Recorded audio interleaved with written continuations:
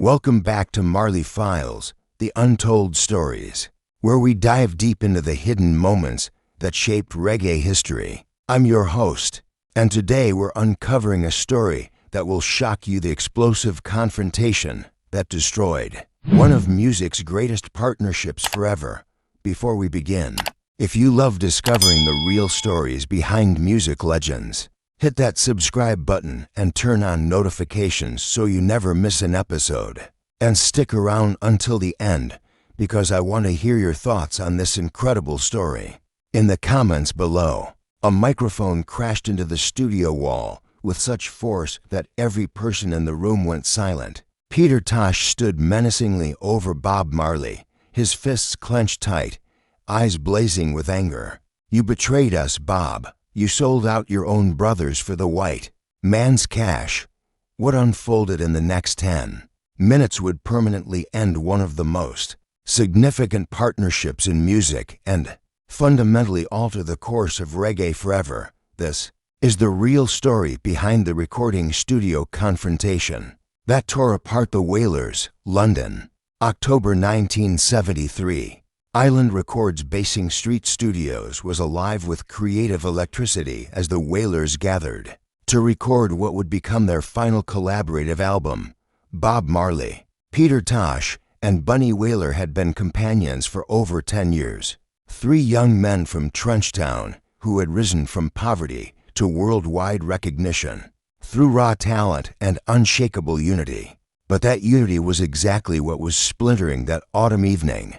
The pressure had been mounting for months, ever since Chris Blackwell signed them to Island Records. Peter Tosh noticed something shifting in the group's balance. The label executives communicated solely with Bob, making decisions without consulting Peter or Bunny. Marketing materials showcased Bob's face prominently, while Peter and Bunny looked like background vocalists. Most enraging of all, their records now carried the label Bob Marley and the Wailers instead of just the Wailers. Peter could see what was unfolding. His childhood companion, his musical brother, was being groomed as the star while he and Bunny were being relegated to the sidelines. And Bob appeared to be accepting it willingly. For Peter Tosh, this wasn't simply about the music business or politics. This was about principles, about remaining faithful to the values that had united them. Peter was revolutionary by temperament, a passionate champion for black consciousness and Rastafarian authenticity. He viewed Bob's cooperation with Blackwell's marketing tactics as a betrayal of everything they had stood for. Bob, on the other hand, saw things from a different perspective. He recognized that connecting with a broader audience required making strategic concessions. If featuring his name first on albums meant more listeners would absorb their message of love and harmony, wasn't that worthwhile? The music was what truly mattered, not the business arrangements. But Peter Tosh was about to make it abundantly clear that for him, those arrangements mattered profoundly. Now, I want you to think about this for a moment.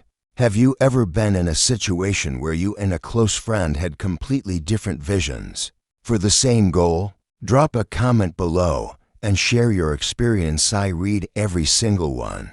The recording session on October 15, 1973 was meant to be ordinary. They were tracking Get Up, Stand Up, a song Peter had co-written with Bob that perfectly embodied their shared dedication to fighting oppression. The irony of what happened next would haunt both men. For the remainder of their lives, Bob was at the microphone working through vocal takes when Peter stopped him mid-verse. "Hold on, Bob. We need to have a conversation." The sound engineer glanced up from his mixing console. Bunny Wailer shifted uneasily in his chair. Everyone in the studio could sense the electricity in the atmosphere, the feeling that something significant was about to unfold. "What's troubling you, Peter?" Bob asked, though he already had an idea. They'd been dancing around this conversation for weeks. Peter stood up, his 6-foot frame intimidating even in the cramped studio environment. "This whole arrangement, Bob, this entire Bob Marley and the Wailers nonsense. When did you decide you were more important than the group? When did you decide to abandon us to Whitewell?" Peter's contemptuous nickname for Chris Blackwell dripped with disdain. He'd also labeled him Whitewurst, making his sentiments about their producer abundantly evident. Bob stayed composed, as he typically did when tensions escalated. Peter, it's not about abandoning anyone. It's about connecting with people. If more people hear our music because of how it's promoted, then more people hear our message.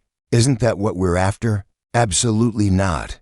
Peter's voice exploded through the studio monitors. What we're after is maintaining our integrity. What we're after is staying authentic to who we are. You think these white record company executives care about our message? They care about profits, Bob. And you're helping them package us for consumption by the exact system we're supposed to be. Resisting, the engineer quietly stopped the tape machine. This was obviously more than a creative difference. Bob stepped away from the microphone, facing his longtime friend head-on. Peter, you're being paranoid. Chris has faith in our music. That's why he brought us on board. That's why he's providing us with resources we've never had access to before. Resources? Peter laughed with bitterness. Is that what you call it when he instructs us to make our music more mainstream? When he suggests we reduce the political content? When he ensures your face appears on every album cover while Bunny and I fade into the background? That's not accurate, and you're aware of it. That's precisely accurate. Peter was moving around now, his dreadlocks swinging as he paced. And the worst aspect is you can't recognize it because you're too mesmerized by the chance to become a celebrity. You've forgotten your roots, Bob. You've forgotten who your real brothers are. The accusation hit Bob more deeply than Peter realized. Bob's mixed heritage, his father was white. His mother black, had always made him sensitive about questions of belonging and loyalty. Peter's words touched a wound that went far beyond music industry politics. Don't tell me about forgetting my roots, Bob said quietly, though his voice carried a warning edge. Everything I do is for the people we grew up alongside. Every song, every performance, every decision. Peter moved closer. So it was for the people when you agreed to let Blackwell rebrand us? It was for the people when you started doing interviews without us? It was for the people when you relocated to London and left Jamaica? I never left Jamaica. You left us. Your brothers. The people who supported you before there were any record contracts or white producers or international tours. The studio had gone absolutely silent. Even the background noise from the mixing board seemed muted.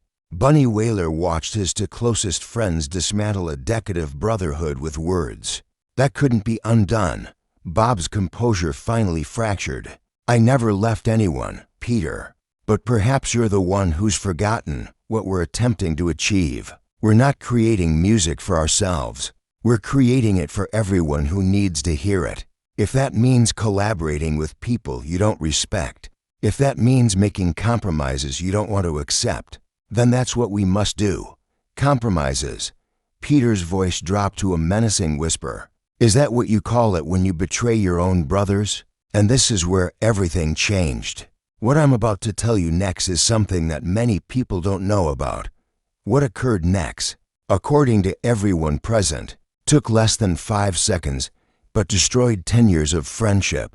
Peter reached for the microphone stand, not to use it, but to push it aside as he stepped toward Bob.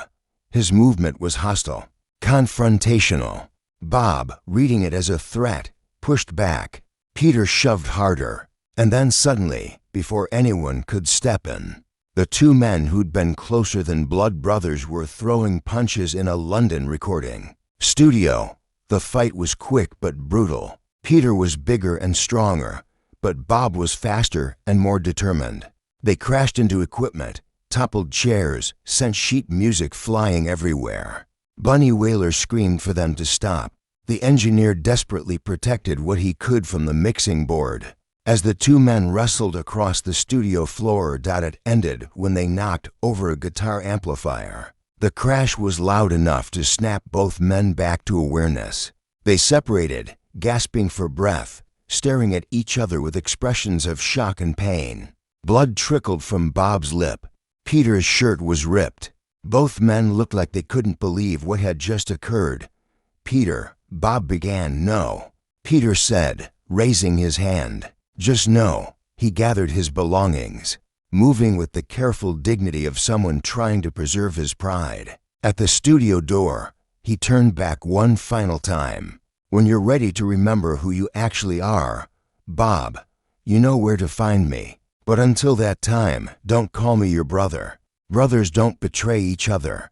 The door slammed with a finality that echoed through the studio like a gunshot. Can you imagine being in that room? The tension, the heartbreak, watching the legends destroy their friendship right before your eyes. Let me know in the comments what you would have done if you were there. Bob stood alone in the studio, touching his split lip, staring at the door where Peter had vanished. Bunny Wailer sat in shocked silence. The engineer awkwardly occupied himself with equipment that didn't require adjustment. Should we continue? The engineer asked tentatively. Bob looked at the microphone, at the song they'd been recording. Get Up, Stand Up, a song about resistance and unity written by two men who had just shattered their friendship. The irony was too agonizing to endure. No, Bob said softly. We're finished for today. But they were finished for much longer than one day. Peter Tosh never came back to those sessions. Within months, both he and Bunny Wailer had formally departed the Wailers to launch solo careers. The greatest vocal trio in reggae history was done. The immediate consequences were professionally devastating, but emotionally catastrophic. Bob had to complete Burnin' without his two oldest friends. The album would achieve critical acclaim, featuring classics like Get Up, Stand Up, and I Shot the Sheriff. But for Bob, it would always be marked by the loss of his brothers. Peter Tosh, meanwhile, threw himself into solo work with the fierce independence that had always characterized him. His first album, Legalize It, was a revolutionary masterpiece that demonstrated he could succeed without compromise. But those who knew him recognized the pain beneath the defiance. The two men would encounter each other occasionally over the years. Jamaica's music scene was to intimate for complete avoidance, but they never truly reconciled. There were moments of professional acknowledgement, even brief conversations. But the deep friendship that had created some of reggae's most powerful music was gone forever. In the years that came after, both men achieved the success they dreamed of as teenagers in Trenchtown. Bob Marley became reggae's first global superstar, spreading messages of love and unity to millions worldwide. Peter Tosh became the voice of militant resistance, refusing to compromise his principles for commercial success. But those who knew them both said they never fully recovered from that October afternoon in London. Bob, despite his enormous success, often became melancholic when discussing the early days of the Wailers. He'd achieved his dream of bringing reggae to the world, but at the cost of losing the people who'd helped him build it. Peter, despite his artistic integrity and critical acclaim, carried bitterness about the industry that had stolen his brother. He spoke publicly about feeling betrayed, not just by business executives, but by Bob himself. The tragedy was that both men were probably correct. Bob was right that compromise was necessary to reach a global audience. Peter was right that the music industry would exploit and manipulate them given the opportunity. They'd simply chosen different ways of handling an impossible situation. When Bob Marley died in 1981, Peter Tosh was among the mourners at his funeral. Witnesses reported that Peter stood apart from the crowd, tears streaming down his face, whispering words no one could hear. Some believed he was apologizing. Others thought he was saying goodbye to the brother he'd lost twice, once in that London studio, and now permanently. Peter himself was murdered in 1987, killed during a robbery at his home in Jamaica.